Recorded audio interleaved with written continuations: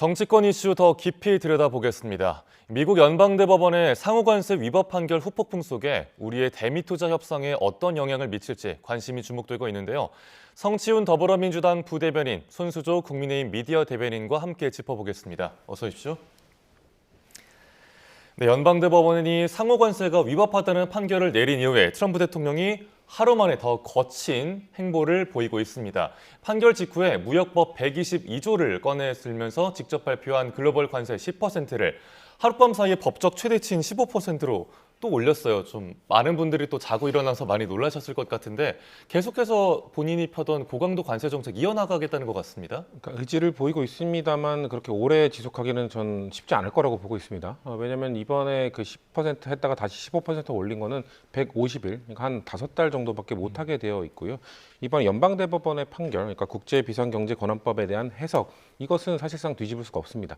그러니까 미국의 권력구조에서는 우리나라의 헌법재판소의 역할을 지금 연방대법원이 하고 있는 것이거든요. 네. 그렇기 때문에 우리나라에서도 헌법재판소의 판결을 뒤집을 수가 없잖아요. 똑같습니다. 연방대법원이 이것은 대통령의 권한이 아니다라고 했기 때문에 150일 동안 어떻게 우회 전략을 통해서 이렇게 유지를 할 수는 있을 수는 있어도 그 이후에 뭔가 이거를 고강도 관세 정책을 유지하기 위해서는 결국 법을 통과시켜야 됩니다. 네. 지금 국회에 지금 미국은 그 양원제잖아요. 그 상하원 모두 공화당이 다수당, 그러니까 트럼프의 정당이 다수당이긴 합니다만 법안을 통과시킬 정도의 다수당이 아닙니다. 왜냐하면 당내 반대 세력도 있고 그리고 필리버스터를 통해서 막을 수 있는 구조도 분명히 갖춰져 있기 때문에 이걸 하기 위해서는 트럼프는 결국 이 150일 동안 뭔가 고강도 관세 정책을 통해 미국 경제를 좀 부흥시키고 그런 다음에 11월에 있을 중간 선거를 대승으로 이끌어야 뭔가 본인이 원하는 이 관세 정책을 계속 이후에도 이어갈 수 있을 것인데요. 근데 저는 말씀드린 그 부분이 아마 그렇게 쉽진 않을 거라는 겁니다.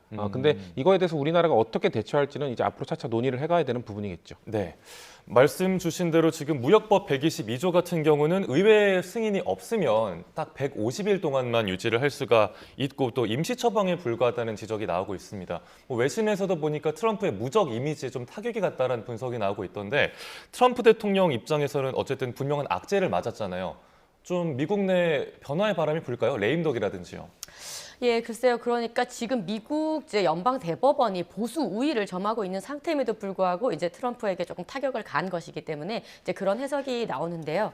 지금 이 관세 전쟁이라는 것이 이게 단순한 어떤 외교 아니면 트럼프의 어떤 정책 이렇게만 볼 수 있는 것이 아니고 지금 미중 패권 전쟁의 아주 강력한 핵심 도구로서 이 관세 전쟁이 이루어지고 있는 부분이기 때문에요. 네. 아마 트럼프도 물러서지는 않을 겁니다. 그렇게 만만하게 물러서지는 않을 것 같고요.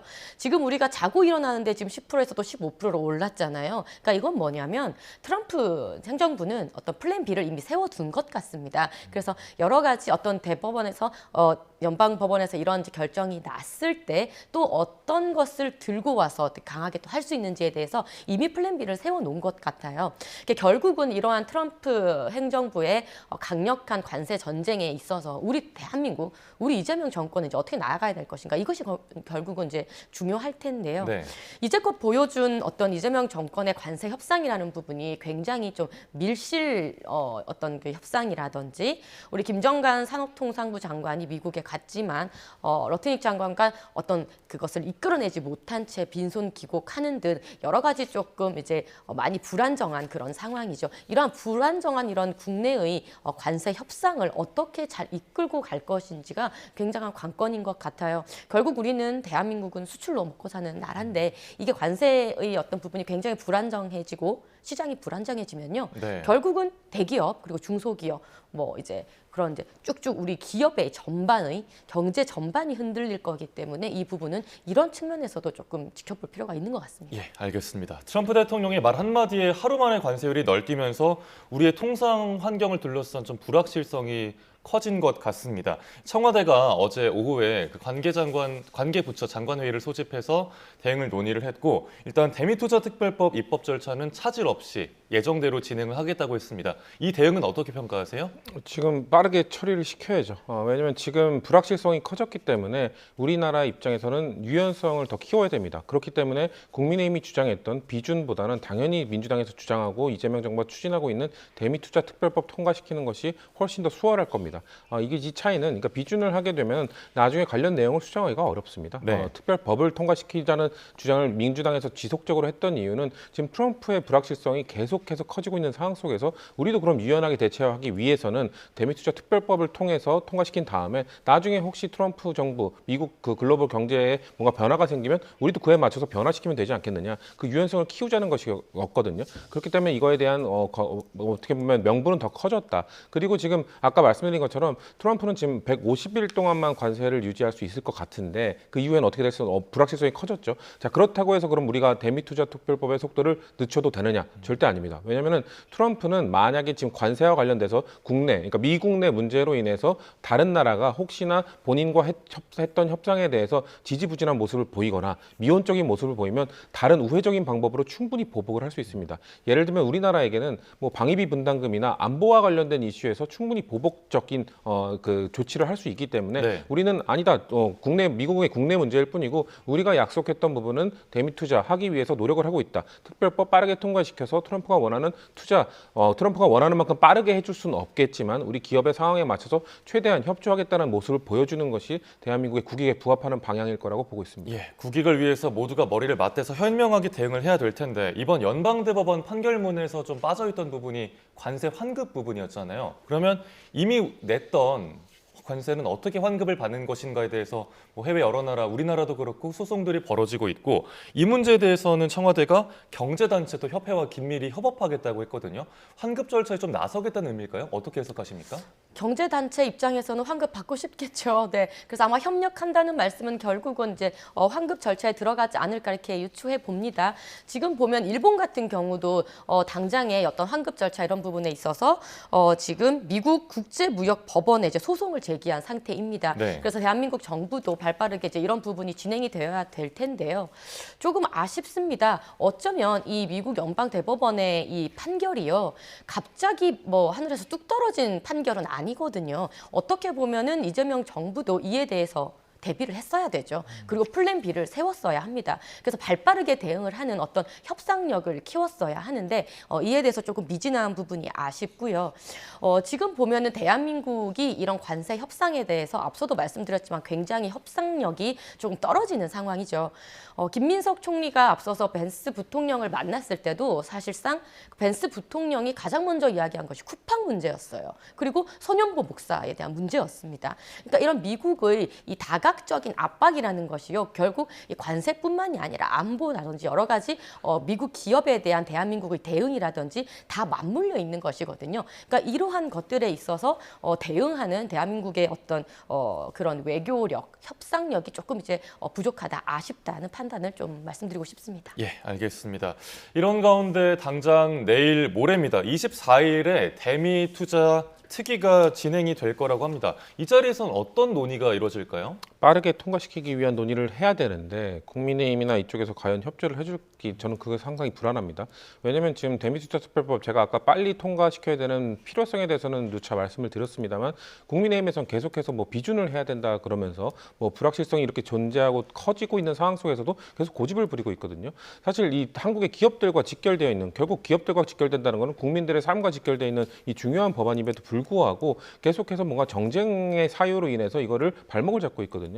이건 전 투트랙으로 국민의힘이 냉정하게 봐야 된다고 생각합니다. 반대할 건 반대하되 이런 이 대미투자 특별법처럼 함께 협치를 해야 되는 부분은 협조를 해줘야 됩니다. 최근에 있었던 본회의에서도 뭔가 그 이전에 있었던 법사위에서 사법개혁안을 통과시켰다는 이유로 참석을 안 했잖아요. 근데 그때 통과시켰던 법안들 전부 다 민생법안입니다. 민생법안 60개가 넘는 것을 다 통과시킬 때도 국민의힘은 사법개혁안을 반대한다, 그것을 날치기 통과했다는 주장을 하면서 반대했고 불참했거든요. 예. 대미투자특별법도 마찬가지입니다. 우리 당이 추진하고 있는, 이재명 정부가 추진하고 있는 다른 부분에 대해서 야당으로서 반대하십시오. 반대를 하되 대신에 국익과 직결되어 있는 이 대미투자특별법 같은 경우는 테이블에 앉아서 함께 하셔야 된다고 저는 말씀을 드리고 싶고요.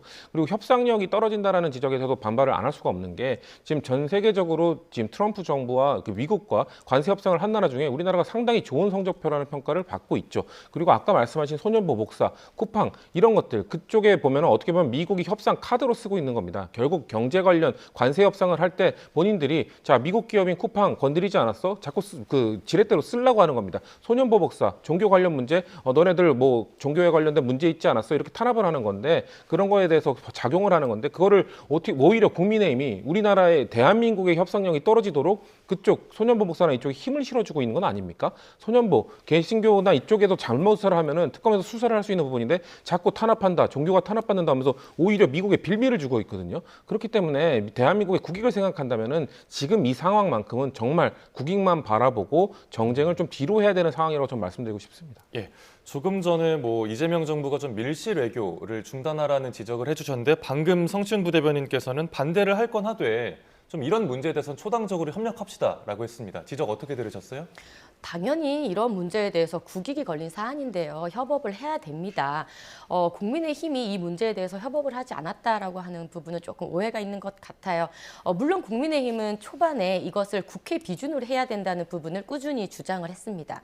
왜냐하면 헌법에 지금 보면 대한민국의 어떤 국고나 이런 부분들이 대거 쓰이는 부분에 있어서는 국민께 상세하게 내용을 설명해야 될 의무가 있습니다. 근데 지금 보면 3,500억 달러를 대미 투자하기로 했습니다. 물론 이 대미 투자도 뭐가 어떻게 어디에 투자가 됐는지 그 투자의 수익률은 뭐 몇 프로를 어떻게 주는 것인지 지금 알 수 있는 내용이 없어요.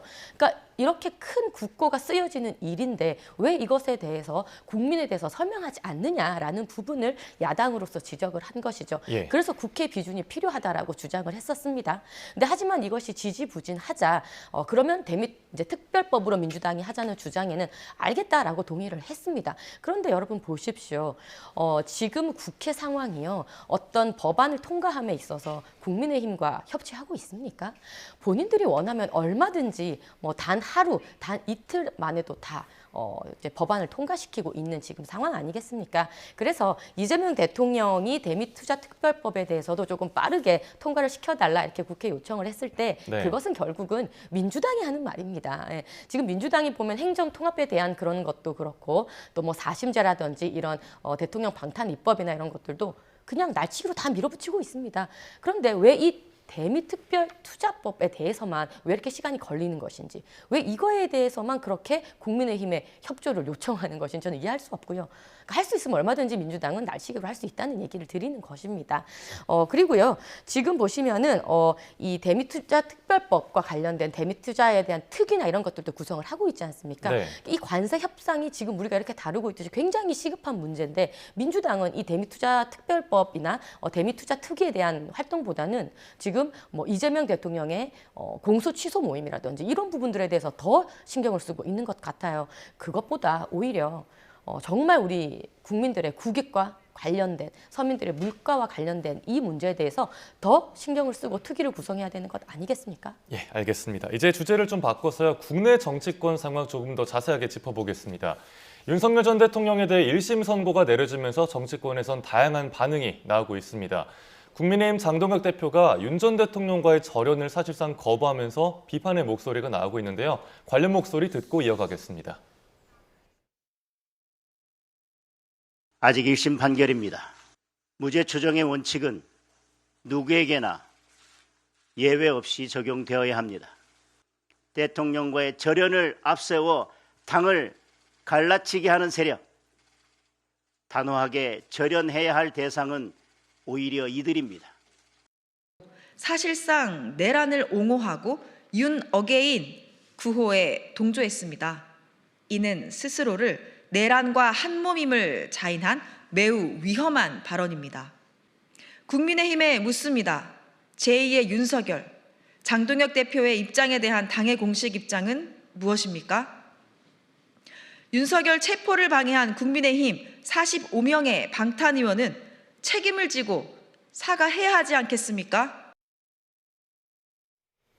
네, 들으신 대로 장동혁 대표는 윤 전 대통령과의 절연 요구를 거부하고 아직 1심에도 무죄 추정의 원칙을 언급했습니다. 네, 국민의힘 지도부 일각에서도 이거 재판 불복으로 비칠 수 있으니까 좀 자제하는 게 좋지 않겠냐라고 만류를 했다고 하거든요. 그럼에도 장 대표가 강력한 메시지를 낸 의도나 배경은 뭘까요? 지금 폭주하고 있다고 보는데요. 결국 극우 정당이 되겠다, 수권 정당은 포기하겠다라는 선언과 다름없다고 생각합니다. 자, 그 대통령 윤석열 전 대통령의 헌법재판소의 판결에 대해서 지금 장동혁 지도부 중 김민수 최고위원이 나는 거기 동의하지 않는다, 인정할 수 없다. 사실상 헌법재판소의 판결에 불복했습니다. 이번에 윤석열 전 대통령의 법원의 판결에 대해서도 장동혁 대표가 말씀하신 것처럼 불복의 이미지로 비춰질 수 있다는 당내 의견에도 불구하고 저렇게 폭주를 했다는 것은 사실상 불복 메시지를 그냥 낸 겁니다. 더 강하게 냈죠. 아무도 저 정도의 강한 메시지가 나올 거라고 예상하진 못했죠. 네. 그 말은 뭡니까? 대한민국 사법부의 두 근간인 법원과 헌법재판소의 판결을 지금 현재 국민의힘 지도부는 다 불복하고 부정하고 있는 겁니다. 대한민국의 공당으로서의 자격을 과연 갖추고 있는가라는 의구심을 지울 수가 없고요. 장동혁 대표의 입장문에 그 초반에 안타깝고 참담합니다라는 문장이 나오는데요. 장동혁 대표의 입장문을 들은 국민들의 마음이 딱 안타깝고 참담했을 것이다라는 말씀을 드리고 싶고 예. 장동혁 대표는 계속해서 뭔가 본인의 그 노선에 대해서 수정을 요구하는 사람들에 대해서는 갈라치기 하지 말라. 그들과 절연할 것이다라고 선언하고 오히려 윤석열 전 대통령에 대해서 그 계몽령이었다. 그 탄핵은 잘못됐다고 주장한 뭐 전한길 씨, 뭐 정강훈 목사, 아니면은 뭐 고성국 유튜버 이런 사람들과는 함께 가겠다, 품고 가야 된다는 메시지를 여기에 담았기 때문에 사실상 극우 선언이나 다름없는 입장문이었다고 저희는 보고 있습니다. 예, 그래서 민주당은 장동혁 대표의 의견이 이게 당의 입장인지 개인의 생각인지를 정확하게 밝히라면서 또 윤 전 대통령 체포 저지했던 의원들을 사과를 요구하기도 했습니다. 지금 국민의힘 안에서 뭐 대한과미래 같은 소장파 모임이나 친한계를 중심으로는 비판의 목소리가 나오곤 있습니다만 뭐 중진들에게서는 메시지가 나오지 않는다 이런 지적도 있더라고요. 여기에 대해서는 어떻게 생각하세요? 지금 윤 어게인과의 뭐 관계성 그리고 절윤 이제 이런 메시지를 계속 이제 내라고 강요를 하는 당내의 목소리는요, 오히려 당 내부의 분열을 조장하기 위한 씨앗을 뿌린다 이렇게 저도 생각을 합니다. 사실상 이러한 부분들은 정치 고관여층들에게나 늘 지금 절윤 이야기가 나오는 것이지요. 진짜 실제로 우리 국민들께서 가장 관심이 있는 것은 뭐 절윤 이런 문제보다는 경제 부분입니다. 부동산 지금 내가 이사철에 대해서 이사를 가야 되는데 전세 월세가 없는 이런 문제들, 왜 관세가 이렇게 지금 들쑥날쑥 하는데 기업의 타격은 어떻게 될 것인지 이런 문제가 정말 중요한 것이지 절윤을 했는지 안 했는지 이거에 대해서는 그렇게 큰 관심사는 전 아니라고 보거든요. 뭐라고 할까요? 이제 지금 민주당 입장에서는 그래서 국민의힘의 공식적 입장이 뭡니까? 사과를 하십시오. 계속 이렇게 얘기를 하고 있는데요.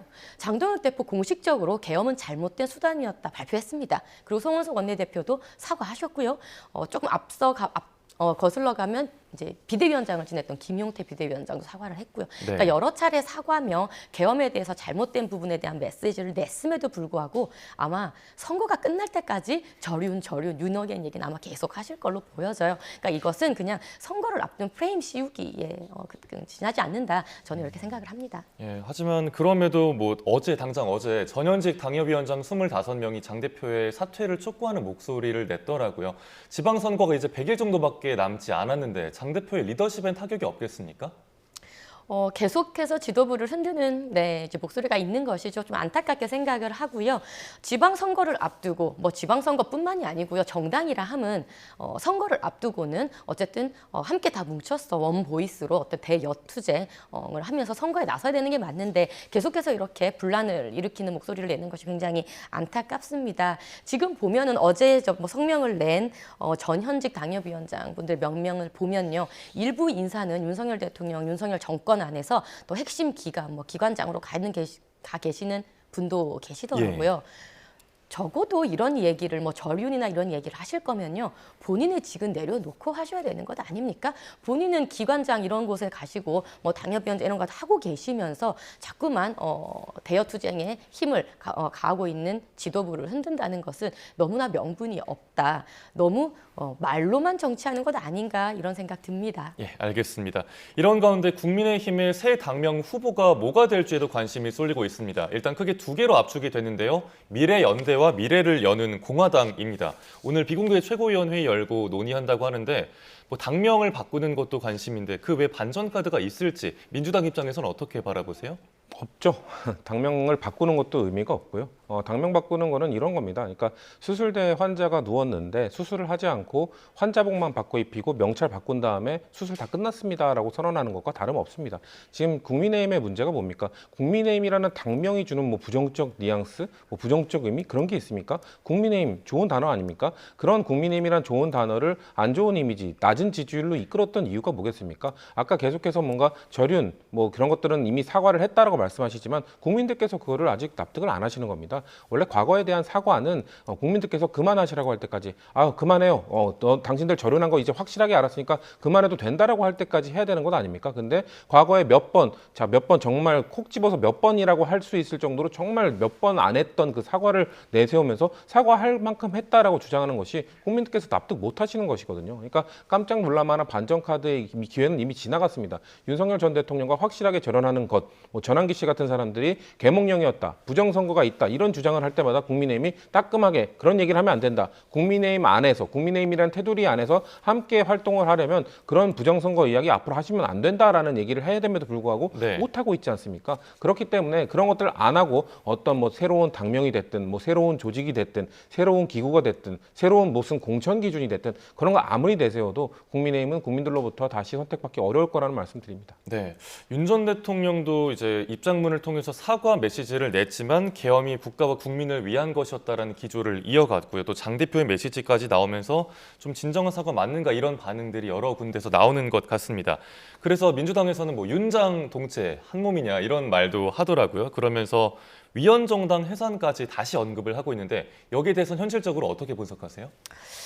민주당 입장에서는 그렇게 말씀하실 수 있다고 공격할 수 있다고 생각을 합니다. 어쨌든 윤석열 대통령께서는 이제 탈당을 하시고 이제 야인으로 계시는 그런 상황이고요. 재판의 과정 속에서 어떻게 보면은 지금 심판을 받고 계시죠. 네. 이제 재판 불복이라든지 이제 뭐 무죄 추정 원칙 여러 가지의 개념들이 지금 나오고 있는데요. 이런 겁니다. 우리가 이재명 대통령이 대선 후보 시절이었을 때 선거법 위반에 관련해서 대법원에서 유죄 취지의 파기환송이 됐지 않습니까? 그것을 두고도 우리는 이재명 대통령이 선거 사범이다 이렇게 얘기하지 않죠. 확정적인 판결이 아직 나오지 않았기 때문입니다. 근데 하지만 민주당은 어땠습니까? 처음부터 이미 내란이란 얘기를 이미 확정적으로 상정해 놓고 계속해서 정치적인 공격을 했죠. 예. 그러니까 이런 것들에 있어서 좀 우리가 지켜야 될 선은 지켜야 되는 것이다. 적어도 대한민국은 무죄 추정의 원칙이 있는 나라고 3심제를 가지고 있는 나라이지 않습니까? 그렇기 때문에 확정 판결이 나지 않은 부분에 대해서는 우리가 조금 정치적인 공격에 있어서도 지켜야 될 선은 지켜야 된다 이렇게 생각을 합니다. 그리고 뭐 여러 가지 뭐 구구 프레임, 뭐 전환길 씨나 이제 뭐 그런 부분들을 많이 공격을 하시는데요. 사실 이 부정선거 이야기도 그렇습니다. 김어준 씨가 제일 먼저 얘기했던 게 부정선거예요. 그런데 정청래 대표, 지금 현 대표, 민주당의 대표가 딴지일보가 민심의 바로미터라고 이야기했습니다. 그 딴지일보가 바로 김어준 씨거든요. 그러니까 민주당 본인도 할 말은 지금 없는 상황이에요. 뭐 당명을 바꿔서 뭐 얼마나 잘 하겠느냐 이런 말씀하셨는데 그 당명 여러 번 바꾼 거 민주당도 바꿨습니다. 네. 그래서 어쨌든 국민의힘 입장에서는 많이 힘든 상황입니다. 우리 보수 정당은 두 번의 또 탄핵을 겪어서 많은 아픔도 있고요. 또 윤석열 대통령의 탄핵에 이은 바로 첫 선거를 지금 맞이하는 입장에서 굉장히 힘든 선거에 있는 것 맞습니다. 어쨌든 우리는 자강하려고 노력하고 있고요. 어떠한 수단과 방법, 뭐 지금 장동혁 대표께서는 24시간 필리버스터나 뭐 8일째 정말 생 단식을 하는 등 할 수 있는 수단 우리는 다 하고 있다는 모습을 조금 보여드린다 이런 측면을 좀 강조드리고 싶네요. 예, 알겠습니다. 이어서 정치권의 또 다른 논란도 짚어보겠습니다.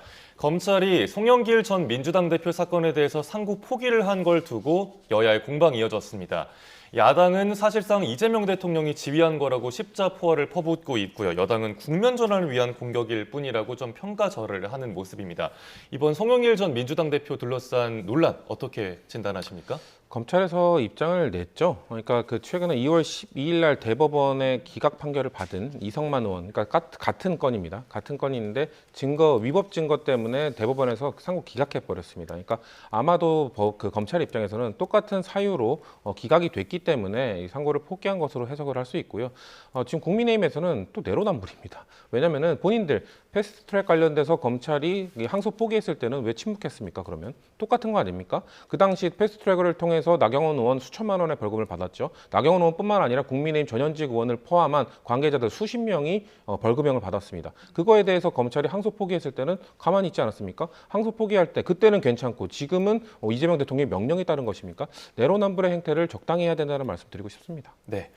이 송영길 전 대표가 이제 다가오는 보궐선거에서 개항 의뢰 출마 의지를 내비치면서 국민의힘에선 이 문제도 좀 짚고 넘어가는 것 같아요. 네, 출마설 놔두는 상황 어떻게 평가하세요? 지금 민주당은 사법체계를 완전히 조롱하고 무시하고 있죠.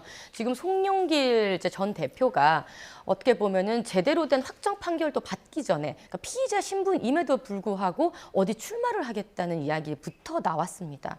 얼마나 이 사법체계를 무시하는 이제 생각이 있으면 이렇게까지 할까 싶은데요.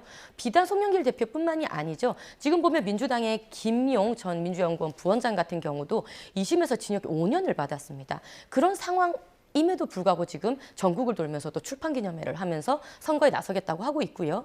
부산의 전재수 전 장관 같은 경우는 지금 수사 대상이지 않습니까? 그럼에도 불구하고 부산 전역에 현수막을 붙이면서 실질적인 선거 운동에 들어갔습니다.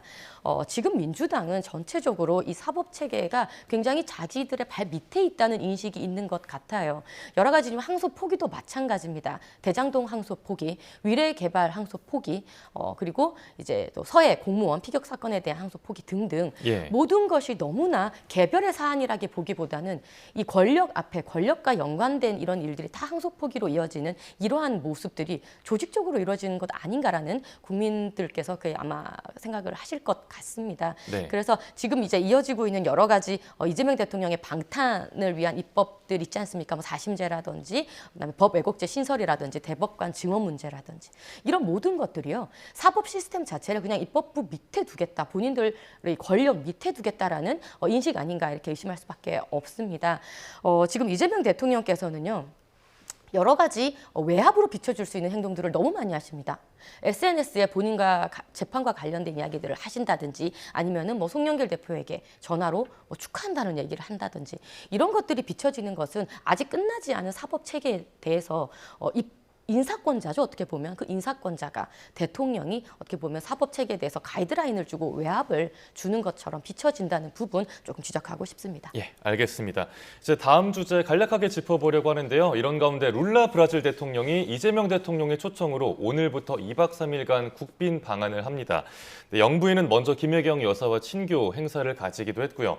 이제 브라질 대통령이 우리나라에 온 게 굉장히 오랜만이잖아요. 그렇죠. 어떤 의제들이 오고 갈까요? 그러니까 21년 만에 방한하시는 걸로 알고 있는데요. 일단 공급망 관련 이야기가 좀 많이 이루어지지 않을까라고 생각합니다. 브라질 같은 경우에는 상당히 많은 지하 자원들을 갖고 있는 국가고 지금 한국의 입장에서도 지금 전 세계적으로 똑같습니다. 지금 미중 패권 경쟁도 결국 중국이 사실상 독점하고 있는 히토리와 같은 광물 이런 것들 공급망 다양화를 하기 위한 미국의 갖가지 노력들이 있는 겁니다. 우리나라도 마찬가지죠. 중국에 너무 의존하고 있는 광물들이 많기 때문에 이런 것들을 남미, 특히나 브라질과 같은 이런 그 자원들이 많은 국가와 이런 그 다양화를 할 수 있는 시장이 분명히 있다고 보고 있고요. 네. 그리고 그 브라질 같은 경우는 남미 최대 방산 시장입니다. 아마 방산 관련 이것들은 아마 구체적으로 아마 불라 대통령이 방한한 이후에 좀 발표되거나 이런 것들이 있지 않을까 기대감이 지금 나오고 있는데 최대 방산 시장인 만큼 방산 관련 협력이나 이런 것들도 좀 확대되지 않을까 그런 것들이 좀 논의될 걸로 예측을 하고 있습니다. 예, 여기에 덧붙이신다면요?